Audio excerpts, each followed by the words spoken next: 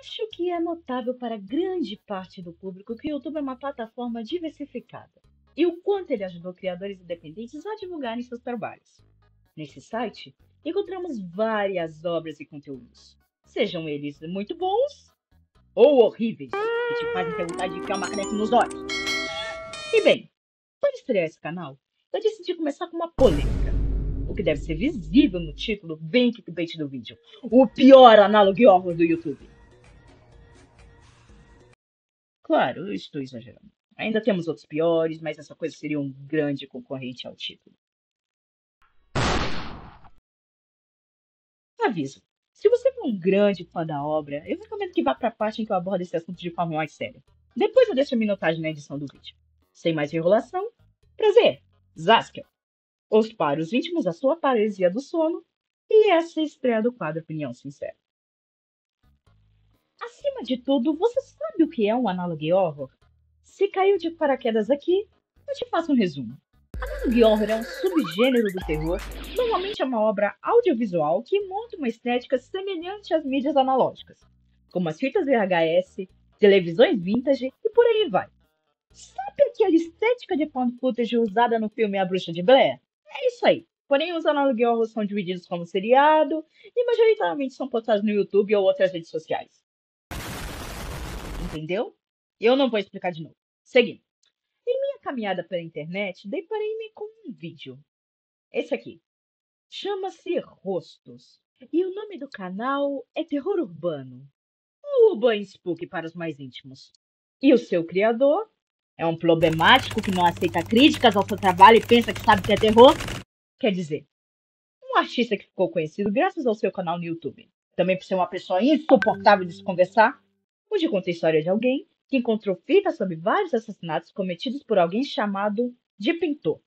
Uma pessoa desocupada que caça suas vítimas e eterniza seus rostos em pinturas. Já parece uma sinopse de filme trash, não? É pior do que esperam. Deixarei uma crítica aprofundada no final do vídeo, como eu disse na introdução, mas enquanto isso, vamos destrinchar a história, caso realmente tenha. O primeiro vídeo já começa com um aviso genérico de conteúdo perturbador, algo que vai se seguir com o tempo. Então, somos apresentados ao conteúdo das filmagens. Há 6 meses atrás, a polícia encontrou 3 pinturas guardadas em um armazém abandonado, onde os títulos estão relacionados com os assassinatos recentes que haviam ocorrido na área. A primeira vítima foi Carla Gray. Os hematomas de seu corpo indicam que ela foi esfaqueada 36 vezes em seu rosto, e seus dentes foram removidos. Na parte de trás da primeira pintura estava o título: Dentes de Carla. Essa foi a pintura. A segunda vítima localizada foi Jackie Graham, encontrada com 27 perfurações na região do períneo. Ela estava consciente durante o ato. O nome que sua pintura levou foi Jackie Flutuando. A última vítima foi James Miller. A pele da sua face foi retirada e seus pulsos tinham sinais de incisão. Foi revelado na autópsia que James estava vivo por vários dias sem seu rosto. A terceira pintura foi denominada como O Rosto Secreto de James. 2 meses depois, diversas pinturas foram descobertas. Todavia, os títulos das pinturas não estão ligados a nenhum caso conhecido até então. A polícia compartilhou as obras e deixou a investigação pública, a fim de que alguém possa identificar caso esteja passando pela mesma situação, ou que saiba o paradeiro dessas pessoas. No outro dia, os agentes receberam 3 fotos no correio. Ambas estavam intituladas. Essas fotos aparentam retratar as respectivas vítimas: James Miller, Jackie Graham e Jimmy. Se alguém souber de alguma coisa sobre essas fotos ou essas pinturas, por favor, contacte o número abaixo. Uma última pintura foi descoberta junto a essas, intitulada como Autorretrato. Foi encontrada há 2 dias atrás. Pois bem, quebrando esse clima investigativo que estávamos, esse primeiro vídeo já nos apresenta vários erros de narrativa. Acima de tudo, o vídeo inteiro é uma apresentação de PowerPoint.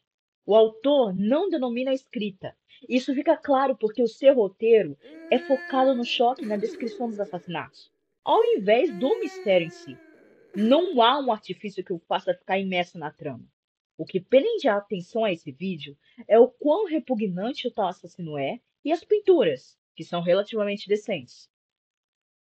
Adiciono aqui mais um furo do roteiro. Por que caramba a polícia perderia tempo criando um pânico moral divulgando essas pinturas do caso para o resto da população? Nem se sabe se essas pinturas são fiéis à realidade. E ainda por cima, isso poderia atrapalhar ainda mais a investigação. Mais uma coisa que eu vou falar aqui, e é meio que um spoiler da continuação. Essa pintura em específico é de um extremo mau gosto. Primeiro que toy pode ser interpretado como um brinquedo para atos adultos.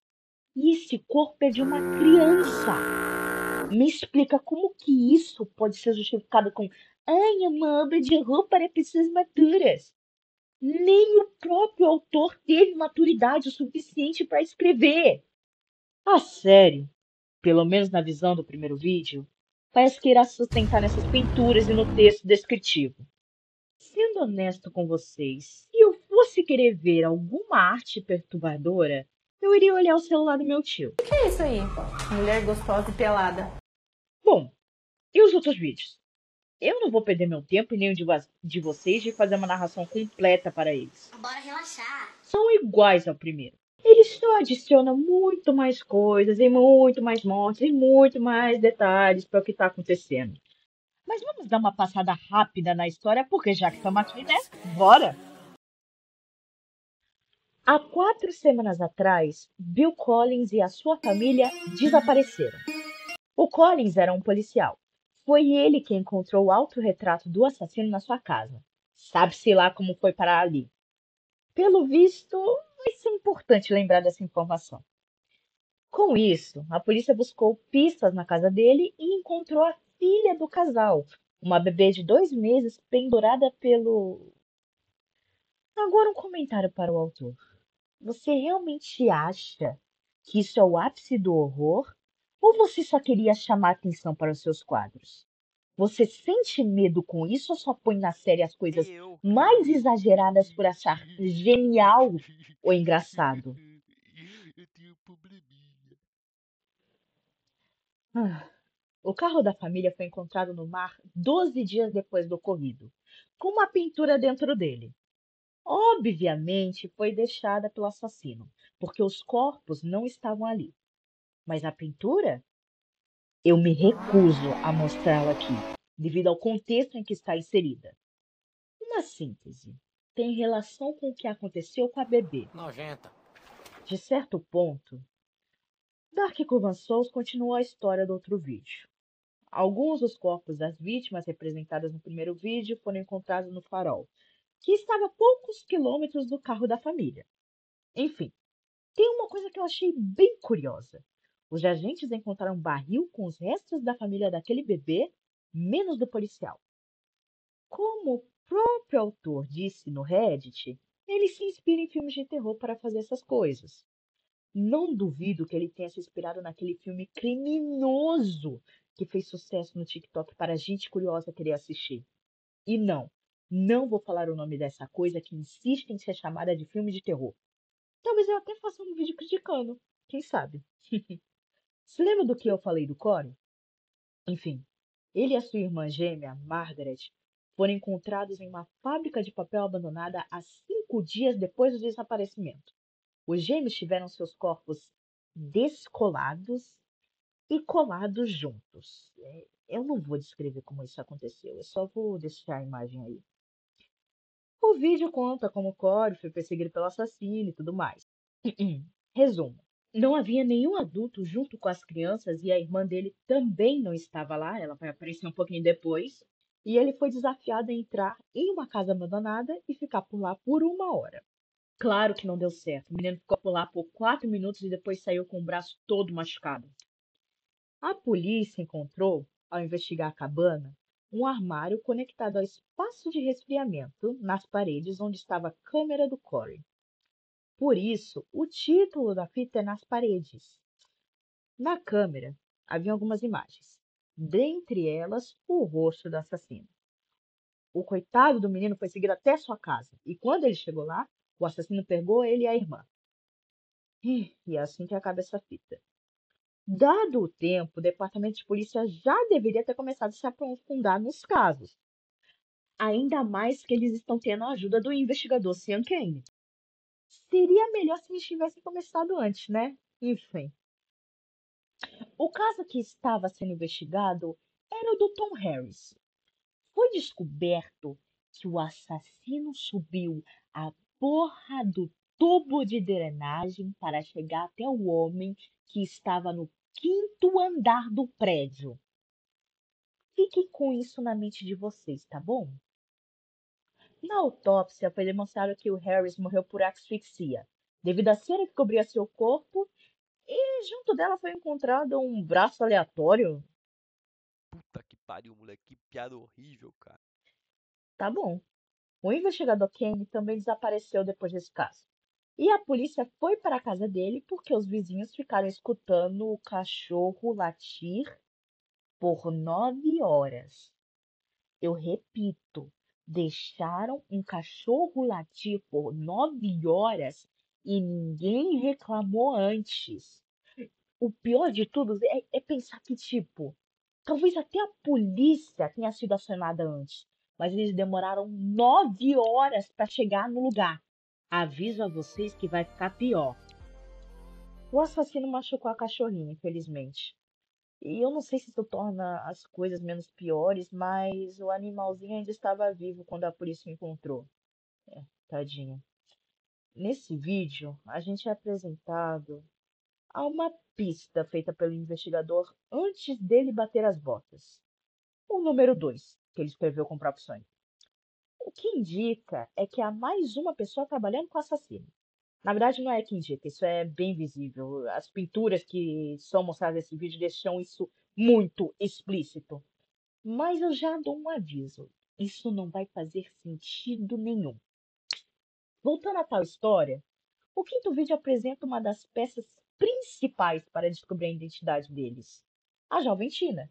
Ela sobreviveu a um dos ataques e depois prestou o devido depoimento à polícia. E é só isso que acontece ligado à trama. O resto tem sugestão de linguiça para fingir que tem algum conteúdo ali. O sexto vídeo só mostra que eles fizeram uma família como vítima e puta que pariu, a trilha sonora desses vídeos é uma merda! Além desse ear rape que quase acabou com meus ouvidos, o rosto de um dos assassinos é finalmente mostrado no final e acabou. Uau, que revelação, hein? O sétimo vídeo, e eu juro para vocês que estamos chegando no final, é sobre uma professora do fundamental chamada Isabel Jackson. Isabel ligou para um número de emergência e, enquanto o ataque acontecia, ela deu aos policiais outro endereço. O endereço pertence a uma família de 3. E nossa, são as mesmas vítimas apresentadas no vídeo anterior. Ah, agora eu entendi! Tenha uma noção. O cara não perdoa nem mesmo um feto. Até essa morte foi detalhada na série. Sabem de mais uma coisa que acontece e eu vou pedir para vocês também se lembrarem lá no final? A morte da mãe, asfixiada pelo cordão umbilical. Ô, menor, você sabe o que realmente é engraçado? Perder meu tempo de vida criticando essa coisa, ao mesmo tempo que ainda vai existir pessoas que vão defender os diversos problemas da obra com unhas e dentes. Na verdade, isso é até bem triste. Então, acharam a Isabel morta e mais uma pista. Uma nota com um enigma. Eu vivo onde não posso respirar e eu como sem dentes. Quem sou eu? Você tá achando que é o Zodíaco pra ficar com essa palhaçada de enigma, filha da puta? E tomamos mais uma outra pista. Pegadas diferentes, que indicam mais um culpado, como se já não fosse uma certeza. No final, somos apresentados a gravação da Isabel e o momento que ela foi atacada. Eu tô sem paciência para discorrer sobre isso. Eu acho muito curioso também que dessa vez Os vizinhos nem tiveram trabalho de ligar para a polícia quando toda essa zona ocorreu. Fazer o quê? Bora pro próximo vídeo. No oitavo, eu percebi uma coisa engraçada. Antes do canal Urban Spook ficar mais conhecido, as pessoas realmente estavam imersas nessa investigação. Ou pelo menos era o que os comentários dos vídeos anteriores indicavam. Talvez as pessoas acreditassem que melhoraria com o tempo. Ou nunca tiveram contato com o mundo do terror e acreditam mesmo que, por ser uma obra com violência explícita, é horror. Também pode ser que, por vários criadores de conteúdo tacarem o pau nessa obra, possa ter criado um efeito manada. Aí mais pessoas começaram a criticar e a ver mais problemas e tudo mais. Mas eu prefiro acreditar que não foi um efeito manada e realmente foi porque as pessoas começaram a perceber os verdadeiros problemas que tem na obra. Mas é claro, as pessoas que realmente são fãs vão defender até mesmo os piores erros que existem. Se pá, vão abraçá-los.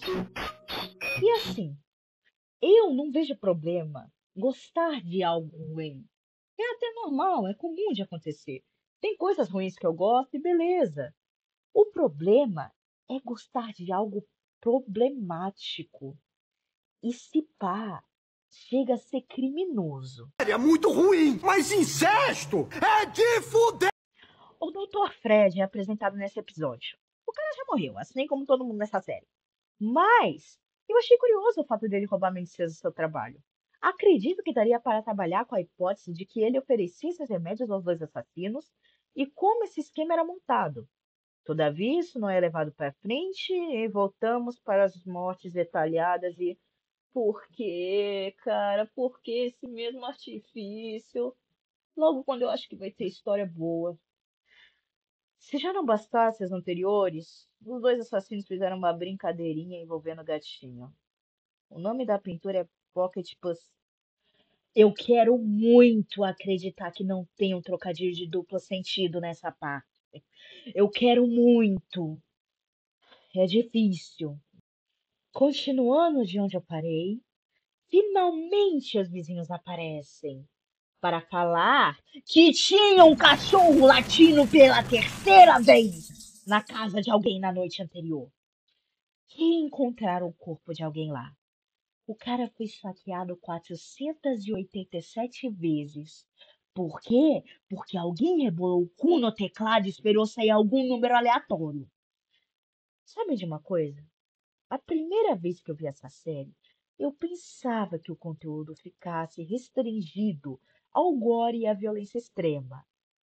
Depois de assistir tudo e agora ter uma descrição sobre fluidos corporais em uma das feridas do corpo da vítima, existe uma suposta ideia do criador ser fetichista. Nada é confirmado, é só o que dizem por aí. Esses dois incompetentes deixaram várias fotos espalhadas na cena do crime. Esses caras realmente deixam pistas tão fáceis assim. E já fazem mais de 12 meses que a polícia está tentando achar esses caras.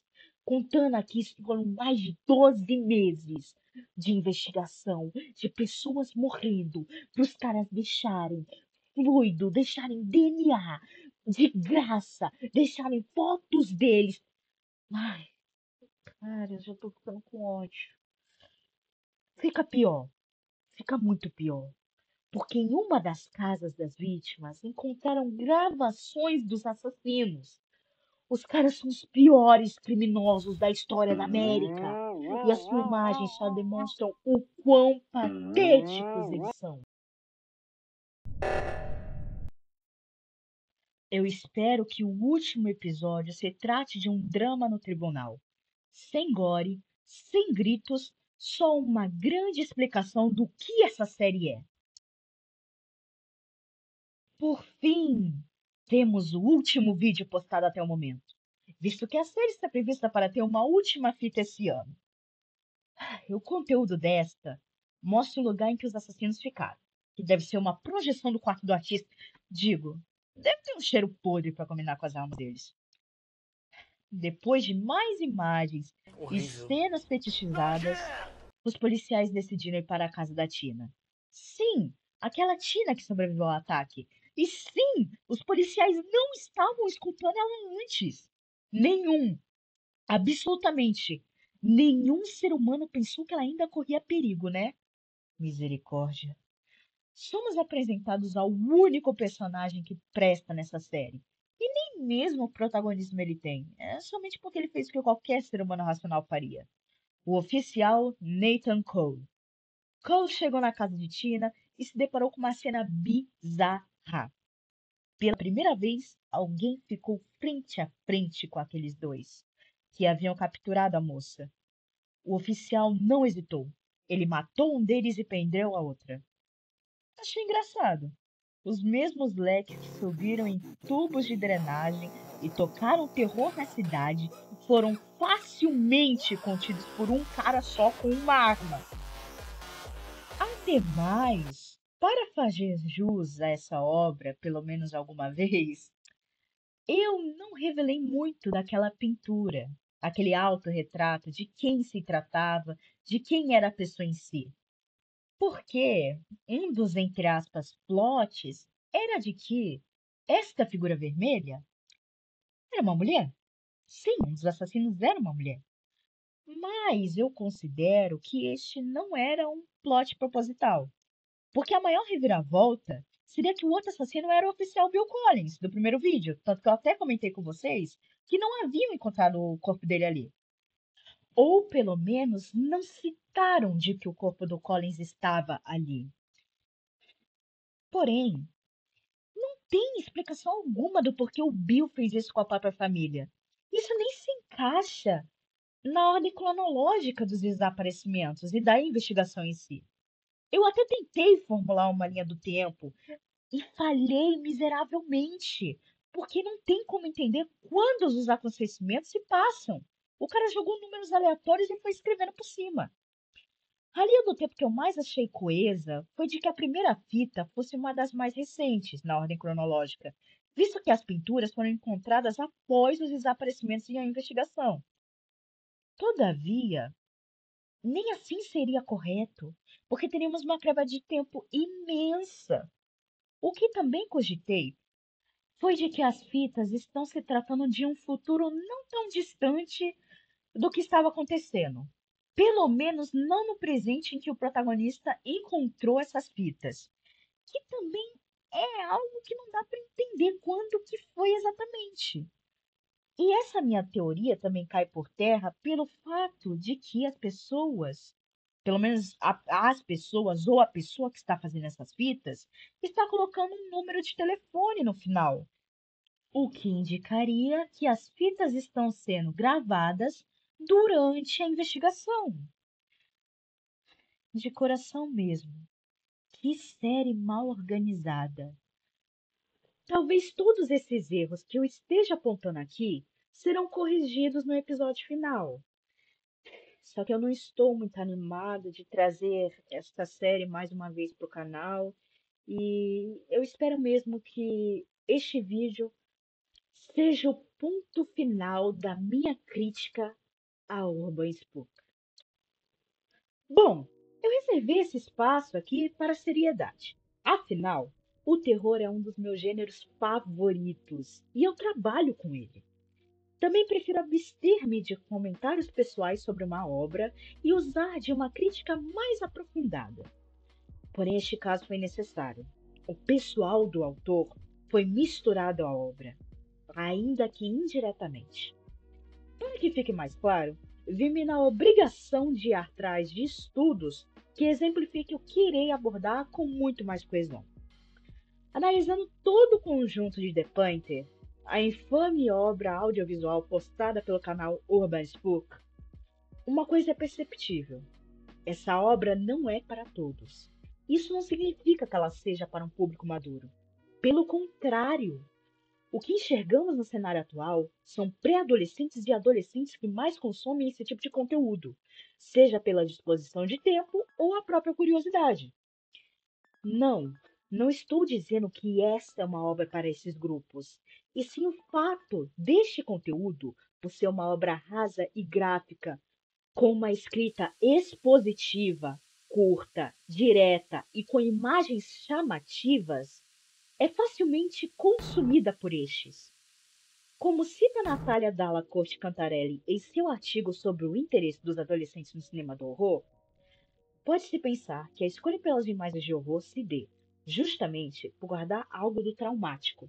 Essas imagens que não cessam de retornar pela repetição e que, ao mesmo tempo em que atraem, provocam repulsa, sugerem que, pelas imagens horríficas, projetam-se na tela situações extremamente dolorosas de desamparo, vivenciadas outrora e que são atualizadas nesse momento da adolescência. Neste artigo, Cantarelli retrata que os adolescentes, devido à ausência de seus responsáveis em um período de instabilidade emocional, o horror toma este lugar, às vezes como uma forma de chamar atenção por causa do choro e a necessidade de afeto ao enfrentar o medo. Mas eu discordo disso, visto que muitos tendem a não revelar que assistiram às obras ou que estão assustados. Ademais, isso até revela uma falta de amparo dos responsáveis e a família está diretamente ligada na criação do medo. Mas isso é um assunto para outro vídeo. Quero trazer um enfoque nessa questão. As figuras e o enredo mastigado para uma audiência mais ampla permanecem na mente, ainda que de forma repulsiva, ficam retidas em algum lugar da memória.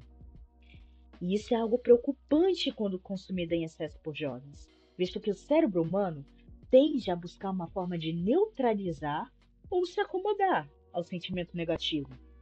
Isso foi apresentado, ainda que bem sucinto, no artigo Os Filmes de Terror como Alegoria para os Horrores Sociais, de Alexandre Francisco.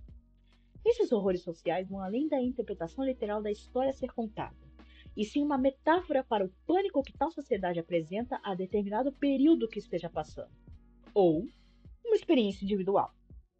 Então, meu coleguinha menor de idade, que surgiu aqui do nada, a sua reação de medo e aversão às imagens não devem ser combatidas. Não há problema você ter essa reação. Você precisa dela. Afinal, o medo é uma emoção, uma resposta imediata a um estímulo. Não é à toa que isso está relacionado à biologia. Adiciono que estar exposto a esse tipo de mídia com tão pouca maturidade e formação é prejudicial à saúde mental, como insônia, má alimentação e até transtornos. Não é somente pelo aumento da violência em jovens que têm predisposição à agressividade, mas a dessensibilização da situação apresentada nesses vídeos. Quero explicar mais uma coisa. Também não sou contra adolescentes, pelo menos entre 13 a 17 anos, assistirem conteúdos voltados para o terror. Temos obras maravilhosas voltadas para esses grupos, como o filme Coraline, A Casa Monstro, Paranorman, os jogos Sally Face, o primeiro Five Nights at Freddy's, embora tenha uma opinião bem forte sobre esse em específico que eu posso retratar em algum outro vídeo, e muitos outros exemplos que eu não sei aqui porque eu não tenho tempo. Entretanto, The Painter é um caso à parte, pois além de conter um ódio à violência extrema, a obra não sabe como construir o horror. Parece-me proposital que o destaque esteja nas mortes e nas faces das vítimas, e não na construção desses personagens, como se o autor quisesse enfatizar que aquelas pessoas são objetos, nada além de brinquedos para suprir o prazer dos dois assassinos. Cascas vazias, sem propósito e demonizadas por aqueles que as moldou. Como disse antes, um dos efeitos da exposição às mídias violentas é a falta de sensibilidade. E isso é perceptível quando o próprio criador desse seriado usou da expressão rir igual o maníaco, quando se referia a uma das mortes. Já está visível. Dark Clover Souls, a mente por trás dessa obra, optou por fazer algo que chocasse, captasse a atenção de determinado público por algum tempo, e não se importou em compreender antes o que faz do gênero horror ser o que é. É possível que seu objetivo nem tenha sido que a série seja aclamada, ou uma grande referência no mundo dos analog horrors. Ele nem mesmo sabia o que era analog horror quando estava postando, algo confirmado pelo mesmo. Ah, então, Zaskiel, por que você está pegando tão pesado na crítica em uma obra bobinha? Francisco, em seu artigo, afirma que O enredo bem construído é capaz de mudar uma ideia de lugar na mente daquele que assiste. É capaz de emocionar, de alertar, de informar ou de causar medo. Porém, na minha análise, até mesmo algo que não tenha nada para entregar, além de boas artes, pode influenciar na opinião de alguém sobre a própria obra. É uma tendência humana analisar o visual antes do material completo. Isso fica explícito nos vídeos do canal dele. As pessoas elogiam as artes, que realmente têm um esforço por trás. Embora esqueçam de olhar para o quão mal desenvolvido é este roteiro e o quanto os episódios são mal dirigidos. Um pequeno desabafo. É triste ver o quanto a escrita é desvalorizada no mercado atual, onde boas obras são esquecidas porque não são ilustrativas ou mastigadas para o público geral. Beleza, agora por que eu me importo? Obras como The Painter de Urban Spook fomentam estereótipos no mundo do horror. Cansei-me de escutar diversas pessoas leigas no assunto, esperneando e gritando que as obras de terror não têm nada a dizer, além de propagar violência e satanismo. O terror não é um gênero para todos, eu sempre repito isso. Ele está aqui para apontar o que incomoda na sociedade, desconstruir conceitos e usar metáforas para construir sua crítica, assim como fazem todas as outras formas de arte. Por mais que seja um gênero muito versátil, precisa ser muito bem trabalhado e pode requerer um estudo aprofundado depender do tema. Precisa dessa sensibilidade para que não se torne uma exaltação ao gore. Algo que esta obra não apresenta. E repito, nada contra o artista. Espero que as minhas críticas não sejam para ofender, e sim para construir. Eu termino a minha análise com uma frase. Não há horror na obra de Urban Spook, pois o verdadeiro medo está em como alguém acredita que a tortura possa ser uma arte. E não estou me referindo aos personagens. Bom, esse vídeo foi longo demais para um primeiro. Considere deixar um comentário. Ajuda bastante saber que se interessa em chegar ao final dessa coisa. Principalmente saber o que eu preciso melhorar. Até uma próxima. E da próxima vez, deixa a porta do seu quarto aberta. Não seria educado da minha parte invadir pelas janelas. Enfim, abraços e se cuidem.